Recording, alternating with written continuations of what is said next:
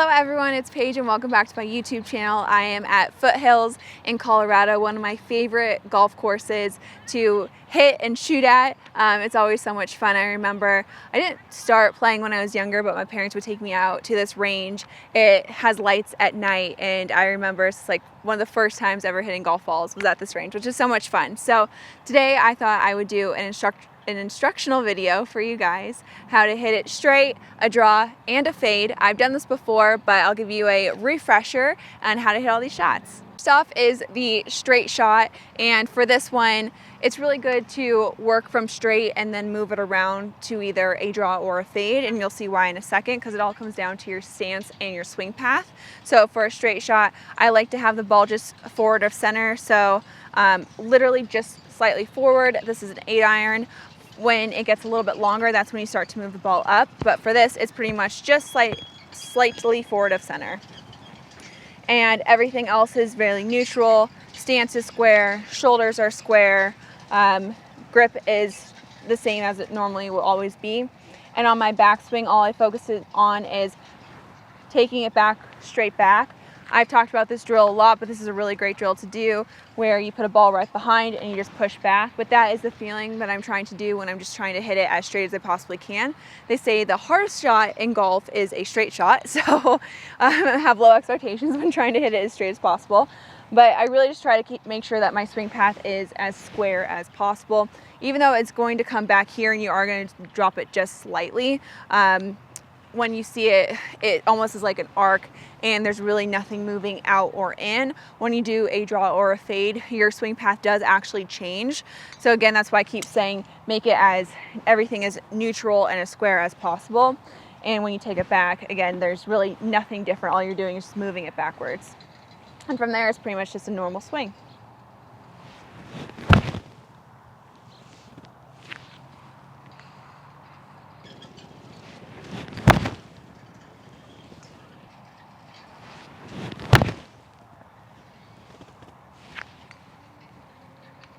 Next, we are going to do a fade. So I set up as I normally would for a straight shot, and again, just forward to center. But here you're going to now move your stance, and you're going to have your stance more open. And you're going to do this so it helps actually your swing path. So the swing path is going to feel like it's going out and crossing over it. You can do this with your swing path, your stance, whatever you like. I like to do a combination of both. So again, I just open my stance slightly. Everything else is the same. Ball position is the same. Grip is the same. Grip will never change. Ball position will never change unless you want to hit it higher or lower. So if you want to hit a high fade or a low fade, then that's when you'll move your ball position just slightly one way or the other and just brings your ball flight down or upwards. But again, same with the open stance, just slightly forward to center. And from here, I feel like I'm taking it outwards. And this really helps me come over the top on it. You want to get this kind of over the top movement, so the ball is going to start left and then fall on the right side, and that's how you get a really nice consistent fade. So again, if I'm taking it out here for normal, I'm going to bring it out just slightly. It's probably going to feel really exaggerated when you try this for the first time. You're going to feel like you're just picking it up, but that's okay. And even I like to tell people to exaggerate it at first so you can really see how to really shape shots. If you do it just slightly, you're not going to see much of a change. So on the driving range, when you're messing around with your swing path and stance, hit huge banana slices and huge hooks. Really just mess around and see what your stance does, how your swing path affects like different shots. I think more practice here, the better, and you can't mess up. You can do whatever you want, be as creative as you want, see how far, if you move your stance this way, it's going to move it, 10 yards compared to 5. So just really mess around with it and have fun with it. So again, I'm just going to take it slightly out, come over the top, and from there it's just a normal swing. I like to, when I'm hitting a fade, and you'll probably see this a lot with some guys, where it's almost like a helicopter finish, more of a sawed off. I like to almost feel like when I'm coming over it, my hands are going almost in this direction. And when I'm hitting a draw, I really turn them over. But if you keep your hands here, so I feel like the butt end is going left while my club goes right. And so from there, it's almost easier to like hold the finish off instead of following all the way through. When it comes to shot shaping, you don't need to look good doing this. You're really just doing whatever you can with your swing to make the ball go a certain way. So these shots can look ugly at times. I know you all remember Tiger Woods with the big helicopter finish. They're doing whatever they can to manipulate the ball to move in the direction they want to. So don't focus on looking good or perfect. Just focus on the ball flight, and if it's exactly what you want, then you're doing what you need to be doing.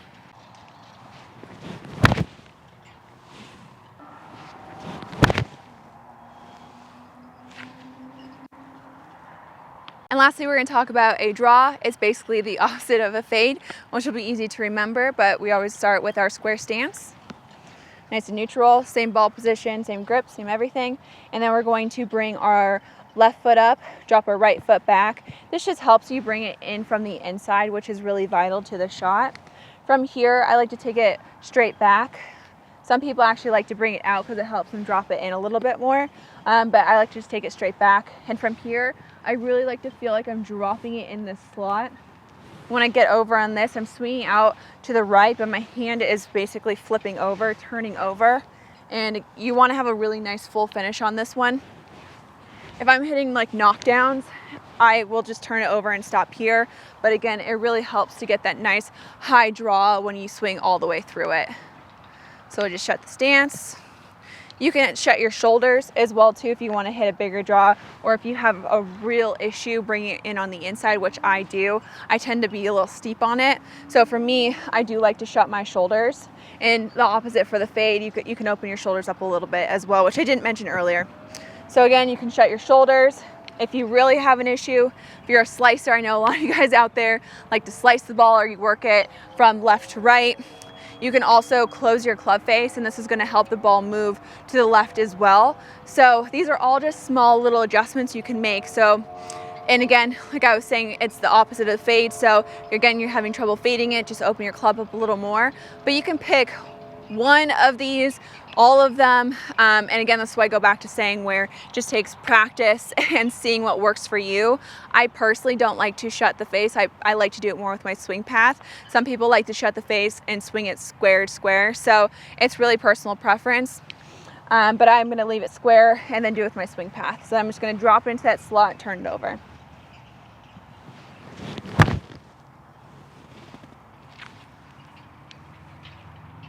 Hit that a little thin. Hey, but it drew, and that's all we wanted, right?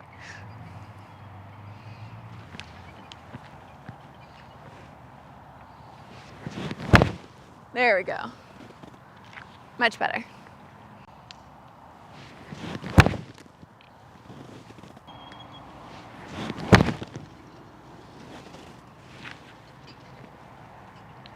So that is it for the straight shot, the fade, and the draw, and this can be worked into a baby fade, a big slice, whatever you want. It's the same technique for everything. You just need to do a little bit more of it if you want more movement, so just keep that in mind. But again, like I said, I know you guys are probably sick of me saying this, it's all about practice, and these shots are going to save you so many shots out on the golf course for multiple reasons. One, if you're stuck behind a tree, you'll know what to do, or if a pin is in a tough position, you'll know how to work it in towards that pin or away from trouble.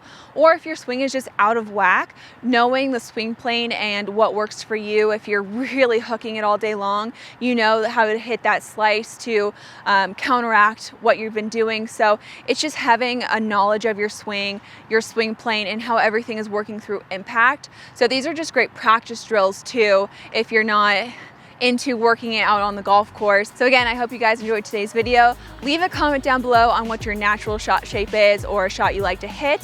Subscribe to my channel, and like this video. I think I maybe mentioned that. Like, comment, subscribe, as simple as that, and I'll see you guys next Thursday.